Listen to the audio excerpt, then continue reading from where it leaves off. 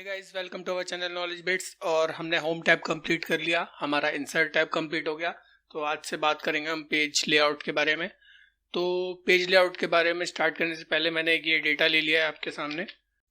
ये वही टेबल है जिस पे हमने पिवट बनाई थी, जिस पे हमने स्लाइसर बनाया था और जिस पे हमने डैशबोर्ड क्रिएट किया था। तो चलिए पेज लेआउट में सबसे पहले देखते हैं। यहाँ पर हमारे पास है एक थीम। थीम बेसिकली क्या होता है? थीम होता है अगर हमें इस टेबल को किसी थीम में कन्वर्ट करना है तो हम इसका यूज़ कर लेते हैं। जैसे मैं यहाँ पे क्लिक करता हूँ तो यहाँ पे मेरे पे ऑफिस थीम है, स्लाइस है। तो जैसा मैं लेना चाहता हूँ वो थीम मैं पिक कर सकता हूँ। जैसे मैं ये वाला पिक करता हूँ तो मैं ये पिक कर लूँगा।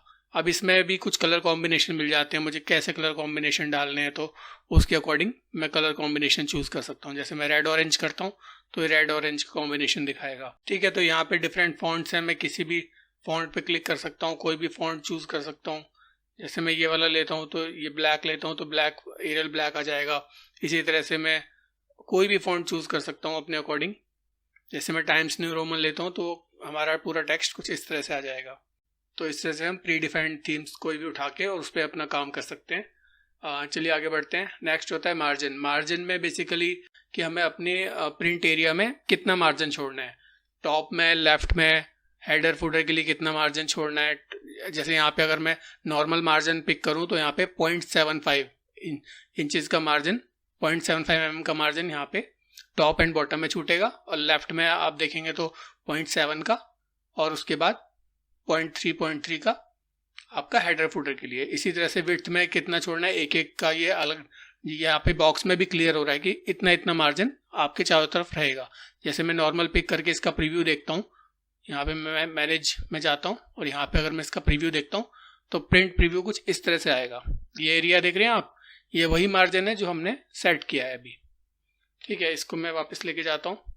इसी तरह से अगर मैं ये वाला सिलेक्ट कर लेता हूँ, विड्थ हर जगह मतलब टॉप, लेफ्ट, बॉटम, राइट, मुझे चारों में 1-1 इंच का मार्जिन चाहिए और हेडर फोल्डर में 0.5 का। तो मैं इसको सिलेक्ट कर लूँगा और इसका अगर मैं प्रिंट प्रीव्यू देखूँगा तो देखिए 1-1 इंच का मार्जिन है और हेडर फोल्डर के लिए बहुत कम मार्जिन बचेगा। तो यहाँ पे 1-1 इंच का मार्जिन हो जाता है। इसी तरह से अगर मैं यहाँ पे नैरो मार्जिन करता हूँ तो मैं इसको सिलेक्ट कर लेता हूँ। तो इसके अकॉर्डिंग अगर मैं चेक करूँगा तो यहाँ पे प्रिंट प्रीव्यू देखते हैं इसका। देखिए यहाँ पे कितना कम मार्जिन है। अगर मैं इसका प्रिंट दूंगा तो उस तरह से आ जाएगा। यहाँ पे हमारे पास कस्टम मार्जिन का एक ऑप्शन होता है।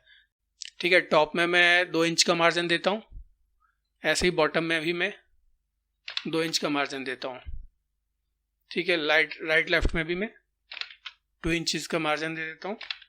और अगर अब मैं इसका प्रीव्यू देखूंगा तो ये मुझे कुछ इस तरह से दिखाएगा। देख रहे हैं यहाँ पे 2-2 इंच का मार्जिन मैंने चारों तरफ दे दिया। तो अगर मैं इसका प्रिंट निकालूंगा तो कुछ इस तरह का प्रिंट निकलेगा इसका। आप अपने हिसाब से यहाँ पे अपने अकॉर्डिंग मार्जिन सेट कर सकते हैं। इसी तरह अगर मैं हेडर की बात करूँ तो यहाँ पे आपके पास हेडर का ऑप्शन आता है। यहाँ पे पेज नंबर, जो ये मैं आपको पहले भी बता चुका हूँ हेडर फोल्डर में, कि आप यहाँ से हेडर एंड फुटर डाल सकते हैं। ठीक है, और इसका प्रीव्यू चेक कर सकते हैं। इसी तरह से शीट के भी कुछ ऑप्शंस हैं, वो मैं अभी आपको बताऊंगा। ठीक है, तो अभी इसमें नॉर्मल मार्जिन रहने देते हैं। अब है ओरिएंटेशन। ओरिएंटेशन क्या होता है कि आपको अपना पेज लेआउट किस तरह का देखना है, पोर्ट्रेट स्टाइल में देखना है या लैंडस्केप स्टाइल में देखना है। अगर मैं पोर्ट्रेट कर देता हूँ, उसके बाद अगर मैं इसका प्रिंट देखता हूँ, प्रिंट प्रीव्यू, तो हमारे पास कुछ स्ट्रेट टाइप का सा आ जाएगा, इस तरह से आएगा। ठीक है, अगर मैं इसको ऐसे नहीं देखना चाहता, मैं चाहता हूँ ओरिएंटेशन इसका लैंडस्केप हो जाए, तो मैं अगर प्रिंट प्रीव्यू देखूंगा तो ये लैंडस्केप दिखा रहा है। अब ये हॉरिजॉन्टल था, अब ये लैंडस्केप हो गया। इसी तरह साइज, अगर आपको सेलेक्टेड साइज कुछ पहले से साइज मिल जाते हैं, जैसे आप लेटर का जो आपका साइज होता है 8.5x11, अगर वो पिक करा हुआ है अभी हमने A4 साइज शीट का, अगर वो नहीं लेना चाहते तो आप लेजेंड भी डाल सकते हैं। स्टेटमेंट्स होती हैं, उनका साइज जो होता है वो डाल सकते हैं। इसी तरह A4 साइज, A5 साइज भी होता है। तो आप अपने हिसाब से पेज का कोई भी साइज प्रिंट कर सकते हैं। यहाँ पे लेटर का साइज हमने भी पिक किया हुआ है। ठीक है, तो आप जैसा चाहे वैसा दे सकते हैं। अगर मैं यहाँ पे बात करूँ, यहाँ पे मोर पेज साइजेस भी होते हैं। इसमें जाके वही हमें, जैसे हम मार्जिन में थे, इसी तरह से पेज के साइज और पोर्ट्रेट स्टाइल में, लैंडस्केप स्टाइल में आपको क्या दिखाना है, 100% दिखाना है। तो अभी ये 100% पे, अगर मैं इसे फिट टू कर देता हूँ 100% पे, अगर हम इसका प्रीव्यू देखें तो यहाँ पे हमारे पास टोटल 8 शीट्स हैं।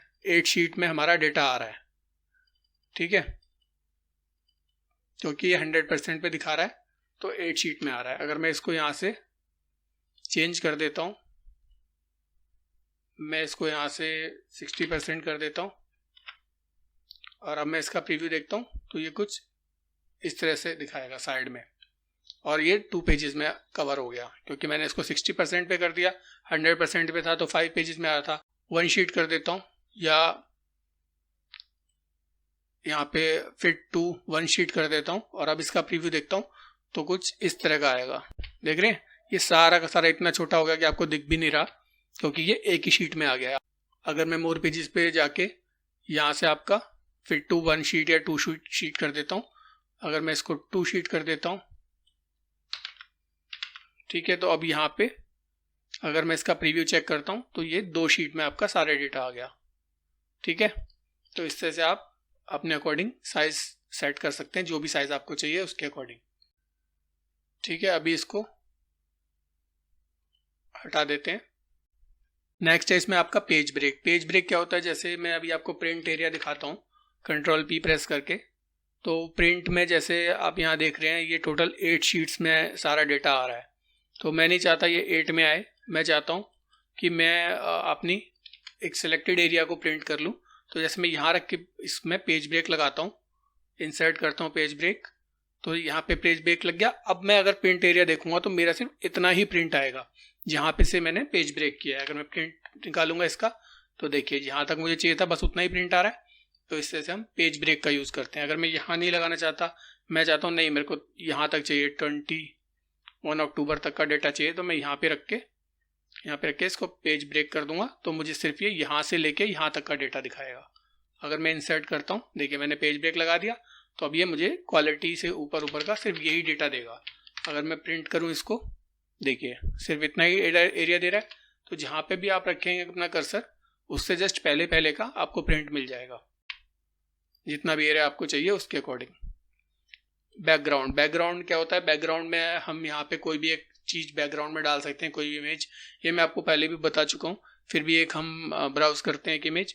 जैसे मैं यही वाली इमेज ले लेता हूँ, ये बहुत छोटी इमेज है, केवल 14 KB की है, इसका साइज भी 153x148 है, यानी बहुत छोटी इमेज है। अगर मैं इसको इंसर्ट करूँगा तो पूरी शीट पे ये हज़ारों बार आ जाएगी। ठीक है, इस तरह से आ गई। तो ये हमने बैकग्राउंड में इमेज डाल दी, इसको हटा देते हैं अभी।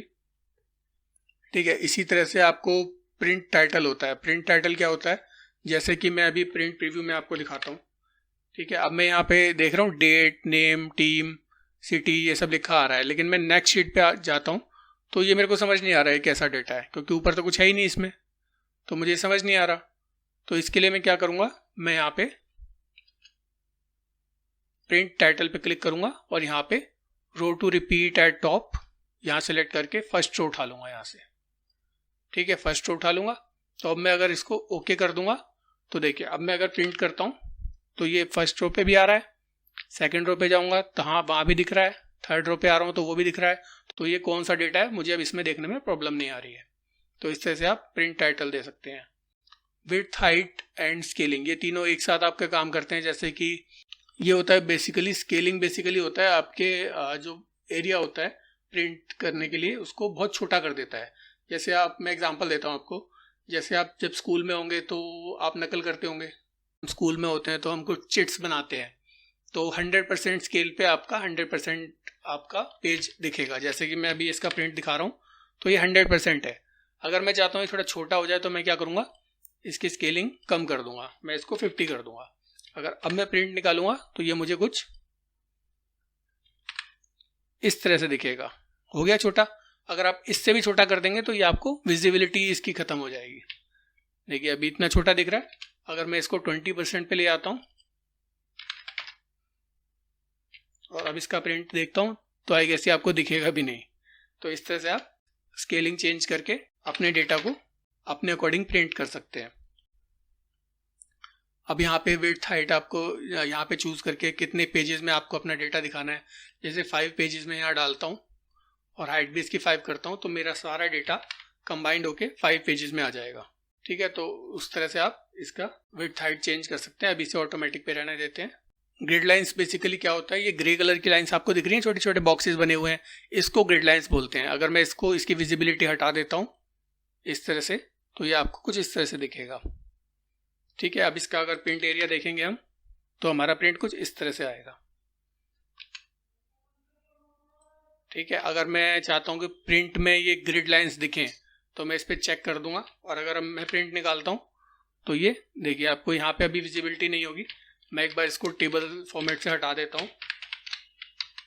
ठीक है, अब अगर हम इसका प्रिंट देखेंगे, देखिए दिख रही है आपको ग्रे कलर की ग्रिड लाइंस, तो इसको ग्रिड लाइंस बोलते हैं।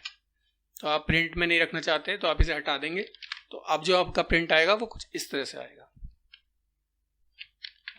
ठीक है, तो इसको अभी विजिबल कर देते हैं। ठीक है, नेक्स्ट है आपका हेडलाइंस। हेडलाइंस क्या होती है? हेडलाइंस बेसिकली यहाँ पे ABC 1 2 3 आपको लिखा दिख रहा है, इसको आप हेडलाइंस बोलते हैं। अगर मैं इसकी विजिबिलिटी हटा दूंगा, इसको व्यू से अनचेक करता हूँ, तो ये कुछ इस तरह से दिखेगा। देखिए दिख रहा है, हटता हुआ दिख रहा है आपको। ठीक है, अगर प्रिंट में आपको ये चाहिए तो आप इस पर चेक कर दीजिए, और अब प्रिंट निकालेंगे तो ये आपको इस तरह से दिखेगा, ABC 1 2 3 करके ये आपको दोनों साइड दिखेगा।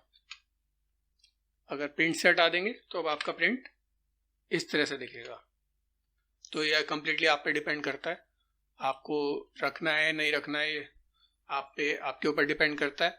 Bring to forward and send backward, ये मैं आपको बता चुका हूँ कि एक शीट होती है, जैसे मैंने इमेज में आपको बताया था कि आप एक शीट को आगे ला सकते हैं, एक इमेज को आगे ला सकते हैं और एक को पीछे ले जा सकते हैं। ऐसे ही जो पीछे वाली होती है उसको आप आगे ला सकते हैं। सिलेक्शन पैन भी मैं आपको बता चुका हूँ, यहाँ पे साइड में एक सिलेक्शन पैन मिल जाता है आपको। जो भी आप चेंजेस करेंगे इमेजेस के साथ वो आपको सिलेक्शन पैन में दिखेगा। तो पेज लेआउट में आपका इतना ही है। नेक्स्ट क्लास में हम क्या करने वाले हैं? फॉर्मूला नहीं, नेक्स्ट क्लास में हम फॉर्मूला नहीं करेंगे, हम नेक्स्ट क्लास में डेटा नहीं करेंगे, डेटा टैब नहीं करेंगे, हम करेंगे रिव्यू, क्योंकि रिव्यू आपका एक छोटा सा टैब है जो कि एक ही क्लास में कवर अप हो जाएगा। तो नेक्स्ट क्लास में रिव्यू देखेंगे। तब तक के लिए थैंक यू।